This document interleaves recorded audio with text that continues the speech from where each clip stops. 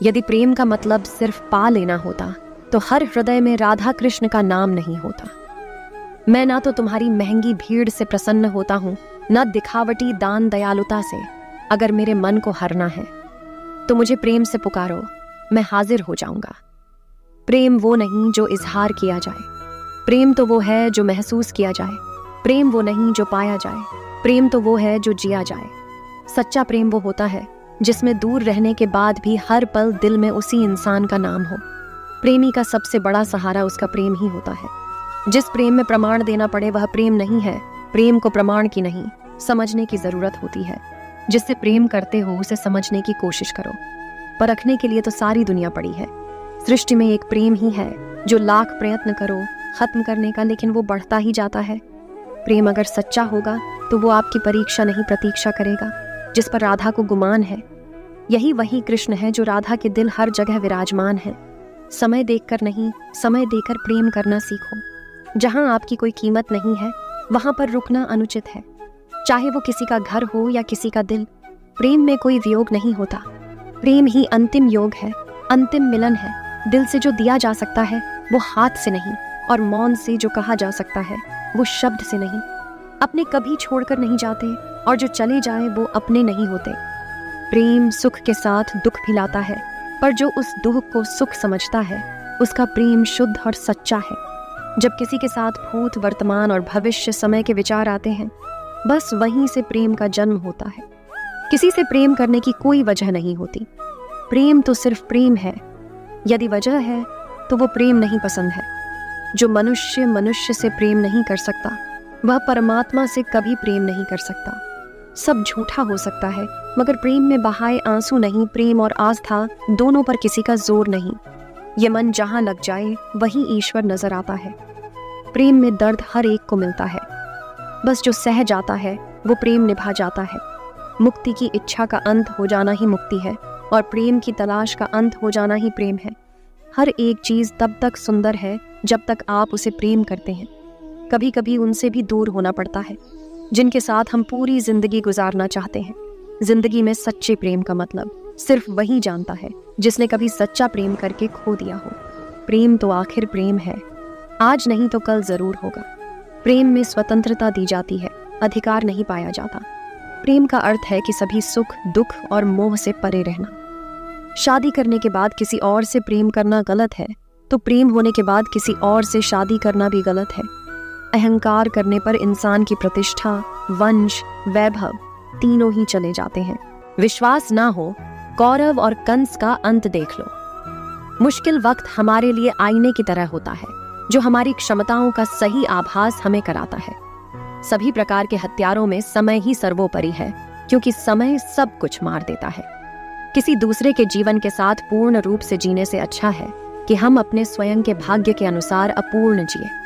परिवर्तन ही इस संपूर्ण संसार का नियम है, इसलिए व्यक्ति को कभी अपने वर्तमान पर घमंड नहीं करना चाहिए। अपने काम पर दिल लगाओ, लेकिन इसके इनाम पर कभी नहीं। इस संसार में देखने के लिए बहुत सारे खूबसूरत स्थान हैं, पर सबसे खूबसूरत जगह बंद आंखों से अपने भीतर देखना।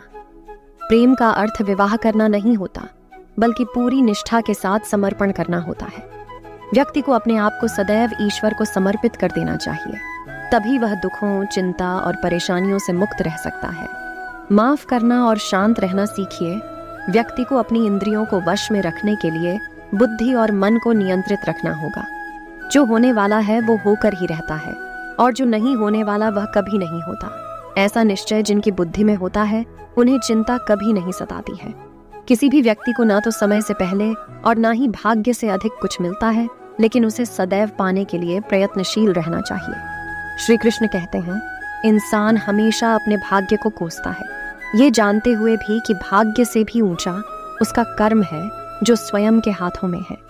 व्यक्ति को आत्मज्ञान के माध्यम से संदेह रूपी को समाप्त करना चाहिए। मैं उन्हें ज्ञान देता हूँ जो सदा मुझसे जुड़े रहते हैं और जो मुझसे प्रेम करते हैं। सत्य कभी दावा नहीं करता कि मैं सत्य हूँ, लेकिन झूठ हमेशा दावा करता है कि सिर्फ मैं ही सत्य हूँ। परिवर्तन संसार का नियम है। समय के साथ संसार से हर चीज परिवर्तन के नियम का पालन करती है। हालांकि मैं भूत, भविष्य और वर्तमान काल के तीनों जीवों को जानता हूँ, लेकिन मुझे वास्तव में कोई नहीं जानता है। संयम, सदाचार, समय एवं सेवा, ये गुण भली भांति संगत के बिना नहीं आते। जिस प्रकार से प्राकृतिक मौसम में बदलाव आता है, ठीक उसी प्रकार से जीवन में भी सुख दुख आता रहता है। वह कभी अस्थायी नहीं रहते हैं। इस जीवन में ना कुछ खोता है ना व्यर्थ होता है। जो लोग परमात्मा को पाना चाहते हैं वह ब्रह्मचारी का पालन करते हैं। भगवान श्री कृष्ण कहते हैं, मैं इस संसार का सुगंध हूँ, अग्नि की ऊष्मा हूँ और समस्त जीवित प्राणियों का आत्म संयम हूँ। मन में कभी डर मत होने दो। वो वास्तविक नहीं है। वो ना तो कभी था ना कभी होगा। इसके विपरीत जो वास्तविक है वह हमेशा से था और उसे ना तो बदला जा सकता है ना कभी नष्ट किया जा सकता है। गीता में उन लोगों के लिए संदेश दिया गया है जो लोग अपने मन को काबू में नहीं रखते। ऐसे लोगों का मन इधर उधर भटकता रहता है और उनके लिए वह शत्रु के समान काम करता है। मन व्यक्ति के मस्तिष्क पर भी गहरा प्रभाव डालता है। जब व्यक्ति का मन सही होता है तो उसका मस्तिष्क भी सही तरीके से काम करता है। इसलिए अपने मन हमेशा काबू में रखिए। श्रीमद् भागवत गीता में श्री कृष्ण ने उपदेश दिया है कि हर मनुष्य को खुद पर पूरा भरोसा रखना चाहिए, क्योंकि जो लोग खुद पर भरोसा करते हैं वो निश्चय ही सफलता हासिल करते हैं। वह इंसान जैसा विश्वास करता है वह वैसा ही बन जाता है। श्री कृष्ण कहते हैं, जो लोग दूसरों की भलाई पर ध्यान नहीं देते, सिर्फ अपना मतलब साधने में लगे रहते हैं, उन लोगों का कभी भला नहीं होता। आपको बता दें कि इंसान का स्वार्थ उसे अन्य लोगों से दूर ले जाकर नकारात्मक हालातों की तरफ ढकेलता है, जिसके चलते व्यक्ति अकेला ही रह जाता है। वहीं गीता में ये भी कहा गया है कि स्वार्थ शीशे में फैली धूल की तरह है, जिसकी वजह से व्यक्ति अपना प्रतिबिंब ही नहीं देख पाता। वहीं अगर आप चाहते हैं कि आप भी अपना जीवन खुशीपूर्वक व्यतीत करें, तो इसके लिए ये जरूरी है कि आप अपने स्वार्थ को कभी अपने पास नहीं आने दें, क्योंकि स्वार्थी मनुष्य दोस्ती भी सिर्फ अपना स्वार्थ निकालने के लिए करते हैं। जीवन में कभी किसी से अपनी तुलना मत करना। आप जैसे हैं सर्वश्रेष्ठ हैं। यहाँ कोई किसी का नहीं। सबको मतलब की बीमारी है। समय नहीं रुकता। यदि आज बुरा चल रहा है तो कल अवश्य अच्छा आएगा। आप केवल निस्वार्थ भाव से कर्म कीजिए और वही आपके हाथ में है। परेशानी आए तो ईमानदार रहे, धन आए तो सरल रहे, अधिकार मिले तो विनम्र रहे और क्रोध आने पर शांत रहे। यही जीवन का प्रबंधन कहलाता है। किसी दूसरे को कष्ट देकर हासिल किए गए सुख की उम्र बहुत छोटी होती है। जीवन में खुद की बुराइयां सुनना भी बेहद जरूरी है, क्योंकि रोज तारीफ ही सुनोगे तो कभी आगे नहीं बढ़ोगे। अच्छे कर्म करने के बावजूद भी लोग केवल आपकी बुराइयां ही याद रखेंगे। इसलिए लोग क्या कहते हैं, इस पर ध्यान मत दो, अपने कार्य करते रहो। संसार जरूरत के नियम पर चलता है। सर्दियों में जिस सूरज का इंतजार होता है, उसी सूरज का गर्मियों में तिरस्कार भी होता है। अतः आपकी कीमत तब होगी जब आपकी जरूरत होगी। अभिमान को आने मत दो और स्वाभिमान को जाने मत दो। अभिमान तुम्हें उठने नहीं देगा और स्वाभिमान तुम्हें कभी गिरने नहीं देगा। कर्म में विश्वास रखो। आपको अपनी अपेक्षाओं से सदैव अधिक मिलेगा। मांगना नहीं, कमाना सीखो। फिर चाहे इज्जत हो या दौलत, सोच का ही तो फर्क होता है। वरना समस्याएं आपको कमजोर करने के लिए नहीं, बल्कि मजबूत बनाने के लिए आती है। जिस दिन आप अपनी हंसी के मालिक खुद बन जाओगे, तब आपको कोई भी रुला नहीं सकता। अगर कोई आपसे मांगे तो दे दिया करो। भगवान ने आपको देने वालों में रखा है, मांगने वालों में नहीं। समझदार इंसान का दिमाग चलता है और ना समझ इंसान की जुबान। गरीब रहोगे तो कोई ध्यान नहीं देगा। मेहनत करोगे सब हंसेंगे, कामयाब होंगे तो सब जलेंगे। ताकत अपनी शब्दों में डालो, आवाज में नहीं, क्योंकि फसल बारिश से उगती है, बाढ़ से नहीं। याद रखना, अच्छे वक्त को देखने के लिए बुरे वक्त को भी झेलना पड़ेगा। सेवा सबकी करो, लेकिन आशा किसी से मत रखो, क्योंकि सेवा का असली मूल्य भगवान ही देते हैं। खुद को काट कर भी रख दोगे तो ये दुनिया आपसे खुश नहीं होगी। इसलिए वो करो जो मन चाहे, वो नहीं जो दुनिया चाहे, क्योंकि दुनिया की पसंद को बदलते वक्त नहीं लगता। घमंड के अंदर सबसे बुरी बात ये होती है कि वो आपको कभी महसूस नहीं होने देगा कि आप गलत हैं। जिंदगी में दो चीजों का कभी घमंड मत करना, पैसा और सूरत गरीबी आते देर नहीं लगती, और चेहरा किसी हादसे में बदलती जरा भी वक्त नहीं लगता। जितना कम बोलोगे उतना ज्यादा प्रभावशाली आपके शब्द होते ही जाएंगे। रिश्तों को जोड़े रखने के लिए कभी अंधा, कभी गूंगा, कभी बहरा होना पड़ेगा। यदि कहने के लिए कुछ अच्छा नहीं है तो चुप रहना बेहतरीन विकल्प है। कोई आज तो कोई कल बदलता है, यकीन करो सब बदलते हैं। दुनिया बड़ी भुलक्कड़ है, वो तो उतना ही याद रखती है जितने से उसका मतलब होता है। सहारा कोई कोई ही देता है, धक्का देने को हर शख्स तैयार बैठा है। अपनी कमियों को केवल हम दूर कर सकते हैं और कोई नहीं, बल्कि सब केवल इसका फायदा उठाना जानते हैं। जिंदगी जीना आसान नहीं होता, बिना संघर्ष कोई महान नहीं होता। जिस दिन आपके सामने कोई समस्या ना आए तो समझ लेना आप गलत रास्ते पर चल रहे हैं। झूठ, धोखा और बहाने आपको कुछ पल की खुशी देंगे, लेकिन इसकी कीमत आपको भविष्य में चुकानी पड़ेगी। लोग कहते हैं पैसा रखो, बुरे वक्त में काम आएगा, लेकिन सच तो ये है कि सिर्फ श्री कृष्ण पर भरोसा रखो, वो बुरा वक्त आने ही नहीं देंगे। एक बार की बात है, सम्राट किसी बात पर अपने वजीर से नाराज हो गए। नाराजगी में उन्होंने वजीर के लिए फांसी की सजा का ऐलान कर दिया। फांसी का समय शाम के 6 बजे निश्चित किया गया। फांसी की सजा दिए जाते समय वजीर दरबार में उपस्थित नहीं था। सम्राट ने सैनिकों को आदेश दिया, जाओ जाकर वजीर को शाम को ठीक 6 बजे उसे फांसी पर लटका दिया जाएगा। सम्राट का आदेश मान सैनिक के एक टुकड़ी वजीर के घर पहुंची। उसके घर को चारों ओर से घेर लिया गया। कुछ सैनिक घर के अंदर गए। अंदर जाने पर उन्होंने देखा कि वहां तो जश्न का माहौल है।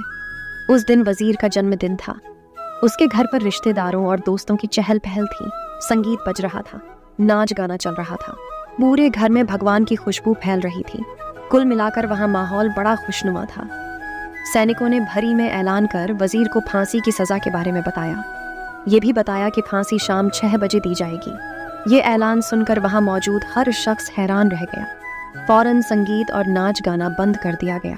रिश्तेदार, दोस्त और परिवारजन उदास हो गए। तभी कमरे में छाए खामोशी में वजीर की आवाज गूंजी, ऊपर वाले का लाख लाख शुक्रिया कि उसने फांसी के लिए शाम 6 बजे तक का वक्त दे दिया, तब तक हम सब जश्न मना सकते हैं। वजीर की बातें सुनकर दोस्तों, रिश्तेदारों और परिवारजनों ने कहा, कैसी बात कर रहे हो? फांसी की सजा सुनाई गई है और तुम जश्न मनाना चाहते हो? वजीर ने किसी तरह सबको समझाया और जश्न फिर से शुरू करवाया। दोस्त उदास थे, लेकिन वजीर की खुशी के लिए जश्न में शामिल हो गए। ये खबर सैनिकों द्वारा सम्राट तक पहुंच गए। सम्राट पूरा माजरा जानने के लिए वजीर के घर पहुंच गया। वहां पहुंचकर जब उसने सबको जश्न मनाते हुए देखा तो वह भी दंग रह गया। उसने वजीर से कहा, तुम पागल हो गए हो क्या? शाम 6 बजे तुम्हें फांसी पर लटका दिया जाएगा और तुम जश्न मना रहे। वजीर बड़े ही अदब से बोला, हुजूर, आपको बहुत बहुत शुक्रिया कि आपने फांसी का वक्त शाम 6 बजे निश्चित किया है। इस तरह मुझे शाम 6 बजे तक का वक्त मिल सका। यदि आप मुझे ये वक्त ना देते तो मैं अपने परिवार, दोस्तों और रिश्तेदारों के साथ जश्न कैसे मना पाता? फांसी पर लटकने से पहले मेरे पास शाम तक का वक्त है, तो ये मैं जाया क्यों करूं? मेरे पास जितना भी वक्त है उसे मैं खुशी खुशी गुजारना चाहता हूँ। ये बात सुनकर राजा ने वजीर को गले लगा लिया और कहा, इंसान को वक्त की कदर है। जो जिंदगी का हर लम्हा खुशी खुशी गुजारना चाहता है, उसे मौत कैसे दी जा सकती है? उसे जीने का पूरा हक है। तुम्हारी बातों ने हमारा दिल खुश कर दिया। तुम्हारी फांसी की सजा माफ की जाती है। दोस्तों, इस कहानी से हमें यही सीख मिलती है, जिंदगी खूबसूरत है, इसका हर लम्हा खुशी के साथ गुजारे। ये जरूर है कि जिंदगी में कई बार मुश्किलों से भरा वक्त सामने आ खड़ा होता है और हम परेशान हो जाते हैं। ऐसे में हम जिंदगी जीना ही छोड़ देते हैं। मुश्किलों से हारे नहीं, उसका सामना करें और खुशी के साथ करें। जो भी समय आपके पास है उसका पूरा सदुपयोग करें। ये जिंदगी बार बार नहीं मिलने वाली, इसे खुलकर जिए। दोस्तों, इस वीडियो में बस इतना ही। मिलते हैं अगले वीडियो में। अपना ख्याल रखिएगा। जय श्री कृष्णा।